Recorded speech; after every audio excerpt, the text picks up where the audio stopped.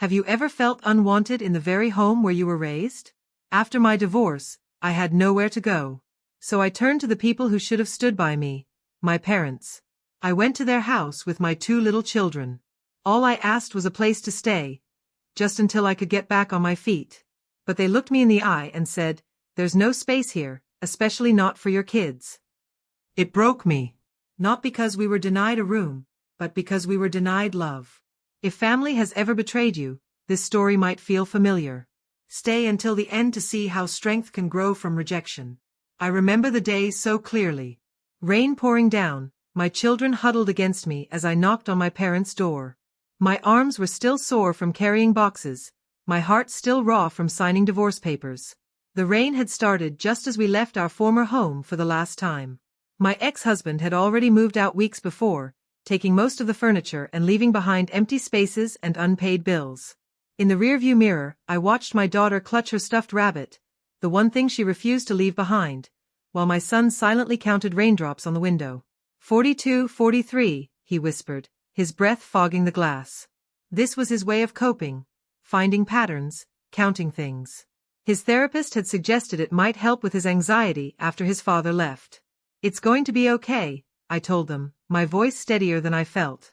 "We're going to stay with Grandma and Grandpa for a little while."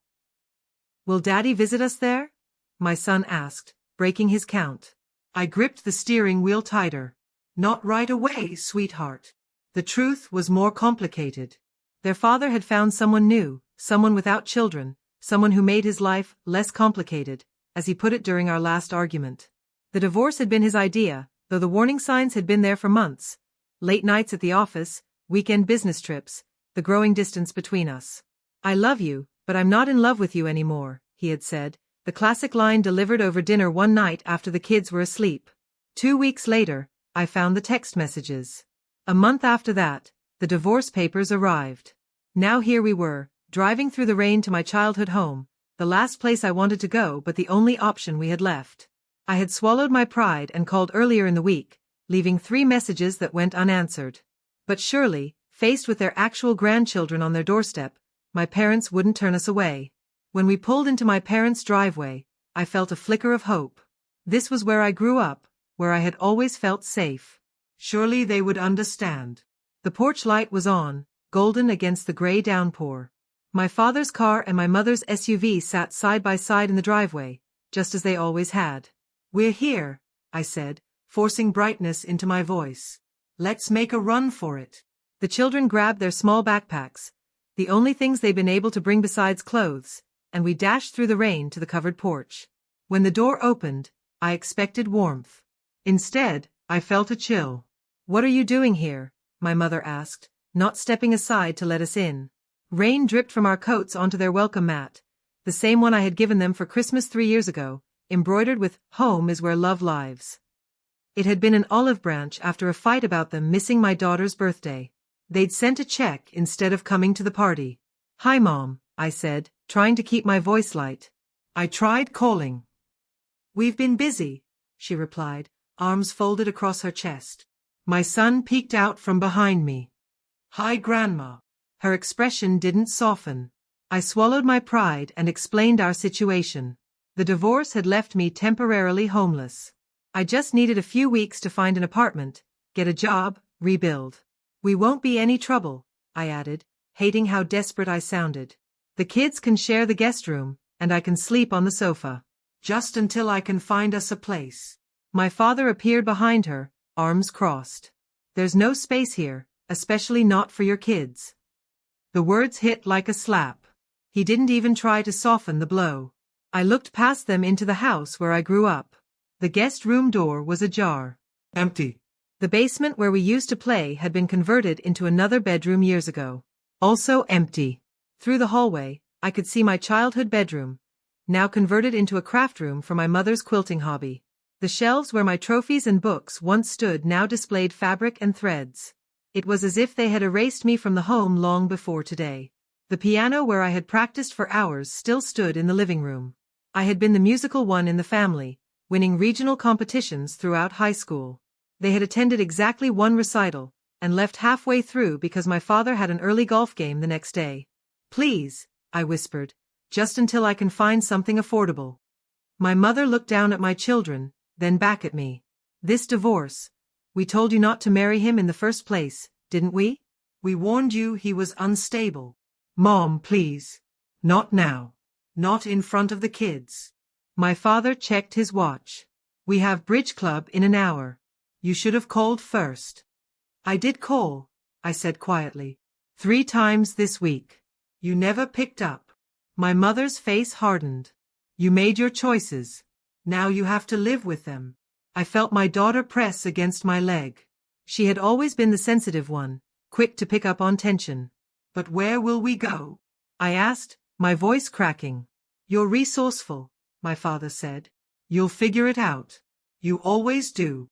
My daughter tugged at my coat. Mommy, I'm cold. That was the moment it truly hit me. My parents were actually going to turn away their own grandchildren. Their flesh and blood, shivering in the rain. Can we at least come in to warm up? Just for a little while? I asked, hating the pleading tone in my voice. My mother hesitated, glancing at my father who gave an almost imperceptible shake of his head. We're running late, she said, already closing the door. Try your friend Sarah. Doesn't she have that big house? The door closed. I stood there for a moment, stunned, as if waiting for them to change their minds and open it again. They didn't. Are Grandma and Grandpa mad at us? My son asked as we walked back to the car. Rain plastered his hair to his forehead, making him look even younger than his 6 years. He had his father's eyes, the eyes that had once looked at me with love, now passed on to a child who deserved so much better than this moment. No, sweetheart, I lied. They're just busy right now. That night, we stayed in a motel I could barely afford. I tucked my children in, waited until they fell asleep, and then finally allowed myself to cry. Silent tears at first, then deep, heaving sobs that I muffled with a pillow so they wouldn't hear. I had spent years trying to be the perfect daughter, the perfect mother, the perfect wife. And in the span of 3 months, I had lost everything. My marriage, my home, and now even the fallback support of family. A week later, scrolling through social media, I saw the photos. My brother's smiling face, his wife, their 3 children, all standing in front of our parents' house. Caption: Moving day. Thanks Mom and Dad for opening your home to us while our new house is being built. The timestamp showed it was posted just 5 days after they'd turned us away. My hands trembled as I zoomed in on the image. Balloons tied to the mailbox. A welcome home banner across the garage. My mother hugging my niece, my father carrying my nephew on his shoulders. In one photo, I could see through the front door into the hallway, to the guest room that had been unavailable when we needed it. Now decorated with cartoon characters and stuffed animals for my niece. My brother and I had never been close. He was 5 years older, the golden child who could do no wrong. Star athlete, straight-A student, successful businessman. I was the artistic one, the dreamer, the one who needed to be more practical, as my father often said. When I chose to major in music education instead of business, my father didn't speak to me for months. When I announced my engagement, my mother's first question wasn't about the proposal, but whether we had discussed a prenuptial agreement. My brother had followed the prescribed path: business degree, corporate job, marriage to a woman my parents approved of, children carefully spaced 2 years apart. His life was a blueprint of their expectations. But this wasn't about our old rivalry. This wasn't about me at all. This was about my children, innocent in all of this, being deemed less worthy than his. I called them, hands shaking so badly I could barely hold the phone. Why? I asked when my mother answered. Why them and not us? Oh, she said, sounding distracted. You saw the Facebook post. Yes, Mom. I saw that you have plenty of room for my brother's family, but none for your grandchildren who were standing in the rain last week. It's different, she said defensively. Your brother's situation is temporary. They're just staying until their new house is ready next month. And ours wasn't temporary? I told you we just needed a few weeks. Look, it's complicated. Your father and I, we just don't approve of your lifestyle choices. My lifestyle choices? You mean getting divorced from a man who cheated on me? If you had tried harder. I interrupted, my voice rising. Do you have any idea what I went through? The counseling I suggested? The compromise I offered? While he was off building a new life with someone else. Well, there must have been a reason he strayed, she said, the implication clear. It was my fault. It was always my fault. Is that what this is about? You're punishing me for getting divorced. We're not punishing anyone, she said, but her tone lacked conviction. Then why welcome them with open arms while turning us away? There was a pause before she answered, her voice colder than I'd ever heard it. We love your brother's kids more. They're well behaved. Not like yours. The words hit me like a physical blow. My children, I said slowly, are kind, creative, resilient human beings who are going through the hardest time of their young lives. And you just rejected them because, what? They're energetic? Because my son has ADHD? Because they're not perfect little robots. Don't be dramatic, she said. We just don't have the energy for your children's issues. I hung up before she could hear me break. That night, I couldn't sleep. The motel's air conditioner hummed noisily, but it couldn't drown out my mother's words echoing in my head. We love your brother's kids more. I stared at the ceiling, watching shadows from passing cars slide across the textured surface. In the next bed, my children slept peacefully, unaware of how deeply their grandmother's words had cut. As I lay awake, memories started flooding back, not just of the recent rejection, but of a lifetime of subtle favoritism I had somehow normalized. When my brother got married, my parents paid for an elaborate wedding at the country club. When I got married, they gave us a modest check and advised us to keep it simple. When my brother's first child was born, my mother took a month off work to help. When my daughter was born, she visited for a weekend and commented mostly on how tired I looked. Every Christmas, my brother's children received thoughtful, expensive gifts. Mine got gift cards or practical items like clothes. Last year, my son had carefully opened his present from them, a pack of school supplies, and asked quietly if there was another box with a real present inside. I had always made excuses for them. They're from a different generation. They're just trying to teach me independence. They show love in different ways. What they didn't know, or perhaps chose to forget, was how much I had quietly supported them over the years. When Dad lost his job 6 years ago, who paid their mortgage for 4 months? I remember the day clearly. Dad called, voice strained, explaining that the company had downsized, and at 58, he was considered redundant. Mom was panicking about losing the house. Without hesitation, I transferred most of my savings to them, then set up automatic payments for their mortgage from my account. Just until you get back on your feet, I told them. It's what family does. My husband had questioned this at the time. Shouldn't your brother help too? He'd asked. He makes 3 times what we do. But my brother was saving for his dream home, and I didn't want to burden him. So I took on the responsibility alone, cutting back on our own expenses to make it work. When Mom needed dental surgery, insurance wouldn't cover. My savings paid for it. She had been in pain for weeks, but refused to get it checked because of the cost. I found her crying one evening, holding an ice pack to her jaw. The next day, I researched specialists, made the appointment, and handed her my credit card. Don't worry about paying me back, I said. Just focus on feeling better. The surgery cost nearly $5,000. Money that could have gone to my own children's needs or our mortgage. But I never questioned it because they were my parents. Because I thought that's what love meant, showing up when it mattered. Who drove 3 hours every weekend for a year to help when Dad's back went out. My brother visited once during that entire year. He sent a fruit basket and called it sufficient. Who set up automatic payments for their utilities when they kept forgetting to pay on time. They'd call in a panic when the electricity was shut off or when they received disconnection notices. I linked their accounts to mine, set up autopay from my account, and created a spreadsheet to track it all. I even installed budget apps on their phones, which they never used. And when they wanted to remodel their kitchen last year, I co-signed the loan when their credit wasn't sufficient. A loan that was now my responsibility if they defaulted. I did it all quietly, never asking for recognition. Because that's what family does. Or so I thought. The next morning, I called my bank. I needed to know exactly how much I had been spending on my parents. The customer service representative helped me run a report of all transfers and payments to their accounts for the past 5 years.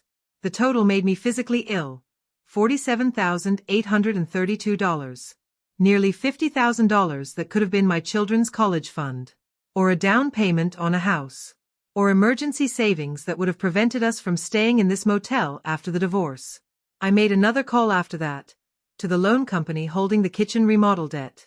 I explained that I needed to remove myself as co-signer. I'm sorry, but that would require the primary borrowers to refinance on their own, the representative explained. Based on their credit history, that's unlikely to be approved. Perfect. One more chain tying me to people who had just rejected their own grandchildren. That afternoon, I applied for 6 jobs and toured 2 apartments. Both were far above my budget. One property manager took pity on me and explained the reality. With no current employment and a divorce in process, most landlords won't consider you a safe bet. You'll need a co-signer or several months' rent up front. The irony wasn't lost on me. I had co-signed for my parents, but they wouldn't do the same for me.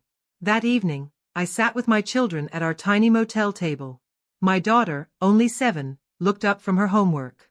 Her dark curls falling across her forehead reminded me so much of myself at her age. "Mommy, why doesn't Grandma and Grandpa want us?" Her innocent question cut through me like a knife. My son, coloring beside her, stopped to look up at me too, waiting for my answer. I could have lied, made excuses, protected them from the painful truth. But in that moment, I realized something important. By shielding them from reality, I might accidentally teach them that rejection is somehow their fault. That they need to change to be worthy of love.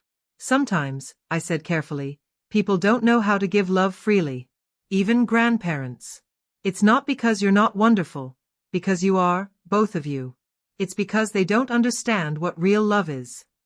My son frowned. But we're family. Yes, I agreed.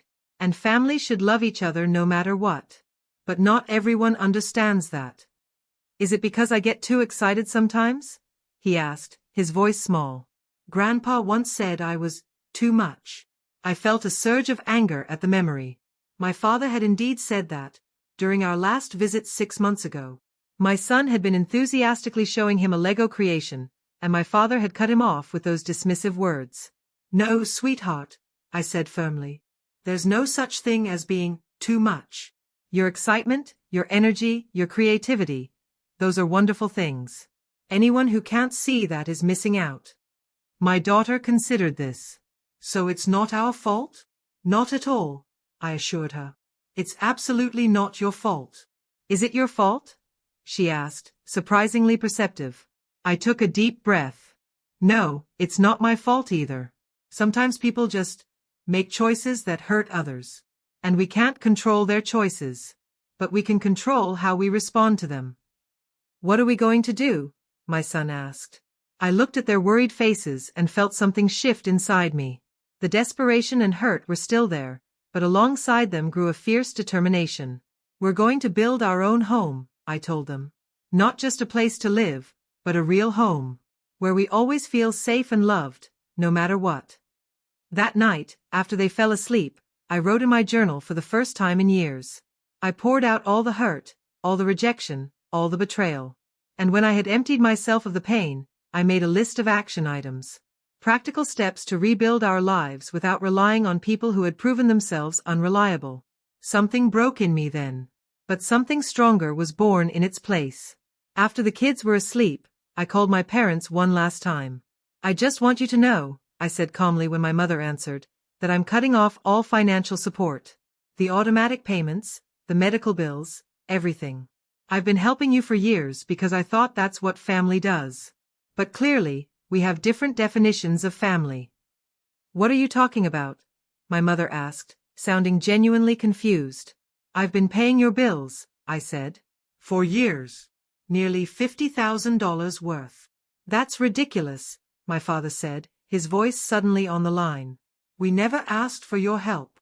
You're being dramatic, my mother said. We've always been there for you. There was silence on the other end. We did what we thought was best, my father finally said. No, I replied. You did what was easiest. What required the least emotional investment. What didn't inconvenience your comfortable lives. So this is punishment? My mother asked, her voice rising. Because we couldn't take you in for a few weeks, you're going to let us lose our home? It's not punishment, I said quietly. It's a boundary. I'm prioritizing my children now, something I should have done a long time ago. We're your parents, my father said. You have an obligation. I have no obligation to people who would turn away their grandchildren on a rainy night, I interrupted. No obligation to people who admit they love one set of grandchildren more than another. My only obligation is to my children and to myself. You'll regret this, my mother warned. No, I replied. I don't think I will. What I regret is spending years trying to earn love that should have been freely given. We never asked for your help, my father repeated, as if this absolved them of responsibility. No, I replied. You didn't. But you accepted it. And now you'll notice its absence. I hung up and blocked their numbers. The next morning, I woke up with a strange sense of lightness. The weight of constantly trying to earn my parents' approval they were never going to give, had lifted from my shoulders. I had $287 in my checking account, 2 children depending on me, and a new job starting in 3 days. The odds were stacked against us, but for the first time, I felt truly free to build something on my own terms. The next few months were hard. I found a small apartment, took on 2 jobs, created a life from nothing. My children and I made a game of it, how to make our tiny space magical. We hung fairy lights across the ceiling, built a reading fort in the corner, painted one wall with chalkboard paint for homework and art. We established new traditions, Friday night picnics on the living room floor, Saturday morning pancakes in shapes they requested, Sunday evening storytelling where we each shared the best moment of our week. It wasn't much, but it was ours. And it was filled with unconditional love. 3 months after I cut contact, the emails started. No apology.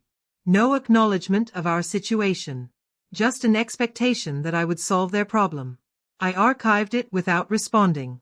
A week later, pharmacy issue. Your father's medicine costs have gone up. The new insurance isn't covering it all. This is becoming a financial strain. Mom. Again. Archived. 2 weeks after that, the children. We miss the children. Can you bring them by? Your father's birthday is next weekend. Mom. I didn't respond. Each message felt like a small vindication, but I took no pleasure in it. Only sadness for what could have been. 6 months in, I got a promotion. We moved to a bigger apartment. My children started smiling more, laughing louder. My son's night terrors, which had plagued him since the divorce, gradually stopped. My daughter started singing again, something she had stopped doing after we left our old home. 9 months after cutting contact, I received a letter in the mail, actual paper mail, not email. My mother's handwriting on the envelope made my heart race. Inside was a single page. We had to take out a loan to cover some expenses. Your father's health isn't good. The house needs repairs we can't afford. Your brother says he can't help right now with his new house payments. I know you're angry, but we're still your parents. Please call us. No apology. No acknowledgement of what they had done. Just an expectation that family obligation would override everything else. I put the letter in my desk drawer without responding. Then came the knock on our door. Almost a year since that rainy day. My parents stood there, looking smaller somehow. Older. Can we come in? My mother asked, her voice thin. I hesitated, then stepped aside, keeping a protective hand on my daughter's shoulder. They sat awkwardly on our colorful couch, beneath the children's artwork that covered our walls. My home. The one I had built without them. We've been struggling, my father admitted. The bills. We didn't realize how much you were helping. The bank is foreclosing on the house, my mother added. We've tried everything. Your brother says his new house has put him in too much debt to help. I noticed they hadn't asked how we were doing. Hadn't commented on how much the children had grown. Hadn't acknowledged the elephant in the room, their rejection of us when we needed them most. We miss you, my mother added, almost as an afterthought. And the kids. We were wrong. I looked at them, really looked at them, and felt no anger anymore. Just a quiet certainty. Love shouldn't be conditional, I said simply. My children are not perfect. Neither am I. But we deserve love anyway. We know that now, my mother whispered, tears streaming down her face. I didn't let them back into our lives that day. Trust, once broken, takes time to rebuild. But I did something else. I showed them grace they hadn't shown me. I set up a payment plan they could manage. I arranged for meal deliveries when I learned my father's health was declining. I sent photos of the children, but maintained my boundaries. Because the lesson wasn't about revenge. It was about worth. My children watched and learned something valuable, that love should be given freely, but respect must be earned.